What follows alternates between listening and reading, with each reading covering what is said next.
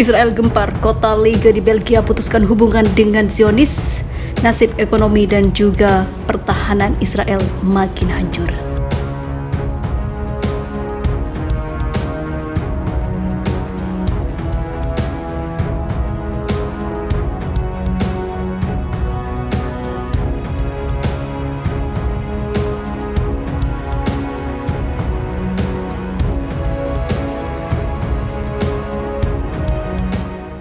Kota Madia Liga di Belgia mengumumkan pemutusan hubungannya dengan Israel karena agresi berkelanjutan rezim Zionis terhadap rakyat Palestina.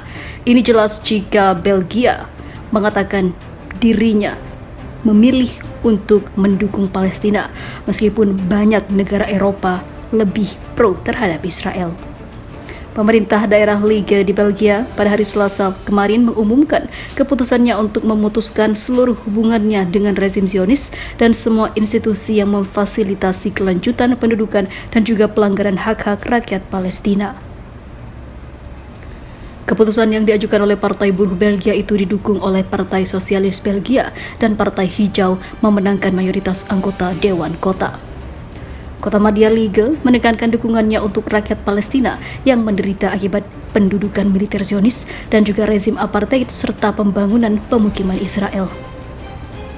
Kota Madia Liga juga mengumumkan bahwa mereka akan menolak untuk berinteraksi dengan lembaga manapun yang berurusan dengan pemukiman atau memainkan peran apapun dalam kelanjutan pendudukan. Resolusi ini juga meminta rezim Zionis untuk menghentikan semua aktivitas pemukimannya termasuk di kota Quds. Kini nasib Israel makin terdesak karena banyak yang dulunya sekutu malah melawannya dan memilih untuk mendukung rakyat Palestina.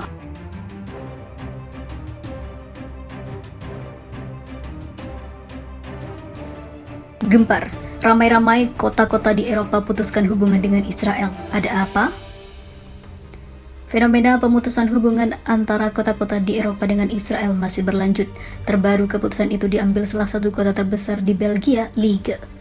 Pada Senin kemarin, Dewan Kota Liga memberikan suara pada mosi yang diajukan oleh Partai Buruh Belgia paling kiri yang bertujuan untuk mengakhiri semua hubungan yang ada atau yang akan datang antara kota itu dengan Israel.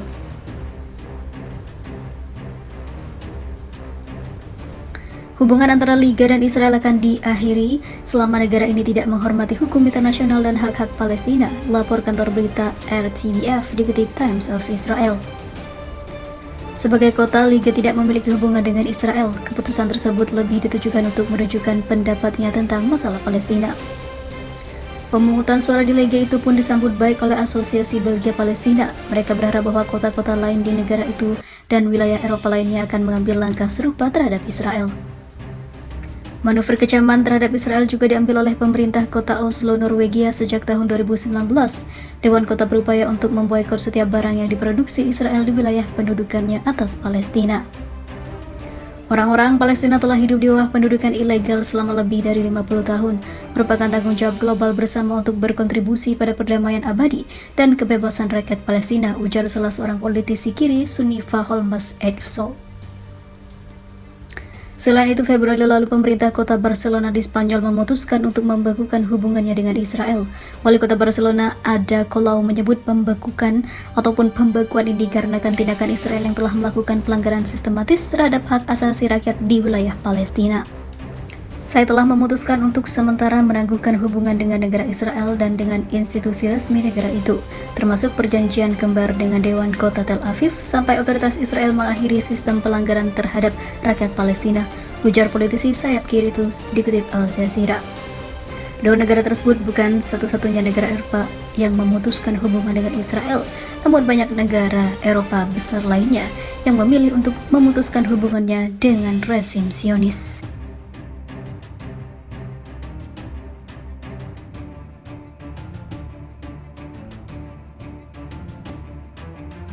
Mengejutkan, Uni Eropa jatuhkan sanksi berat ke Israel, dunia mulai jauhi Zionis.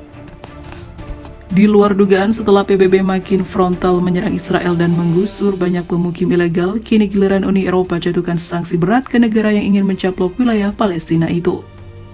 Dikarenakan kebrutalan tentara dan polisi Israel membuat Eropa semakin sadar dan membuka mata jika apa yang dilakukan Zionis berhak mendapatkan sanksi berat agar semakin menekan dan menurunkan aksi kejam yang dilakukan Israel terhadap warga Palestina, khususnya bagi sipil. Sementara itu, sebelumnya anggota parlemen Belgia Simon Motquin menyerukan untuk menjatuhkan sanksi segera kepada pemerintah sayap kanan Israel karena melakukan kejahatan perang terhadap rakyat Palestina. Seperti dikutip dari Wafa, pada minggu kemarin dalam pidatonya di hadapan parlemen negaranya, Motquin mengkritik posisi Belgia dan Uni Eropa yang terhadap hal ini terjadi di wilayah pendudukan Palestina. Ia mengatakan kebijakan lunak terhadap Israel sama saja dengan lisensi untuk membunuh. Motquin menyebutkan serangan baru-baru ini yang dilakukan oleh tentara dan pemukim Israel di Jenin, Huwara, dan Nablus adalah yang paling berdarah bagi rakyat Palestina selama bertahun-tahun. Semua ini terjadi di bawah pemerintah sayap kanan paling ekstrim dalam sejarahnya. Israel, di mana para pemukim telah menjadi menteri, memperoleh kekuasaan terkait tanah Palestina dan menegaskan tanpa ragu bahwa mereka menginginkan kematian bagi orang Arab lanjutnya. Motquin menambahkan status quo tidak dapat lagi diterima, mengizinkan pembentukan pemerintahan rasis seperti itu sama saja dengan kehilangan semua kredibilitas di hadapan kaum ekstrem kanan di seluruh dunia. Yang terpenting, kegagalan untuk bertindak melawan kejahatan perang ini adalah lisensi untuk membunuh bagi pemerintah Israel, tentaranya, dan juga para pemukimnya. Perjanjian koalisi pemerintah Israel sangat jelas karena mengatur penerapan serangkaian tindakan termasuk aneksasi sebagian tepi barat ke Israel, katanya.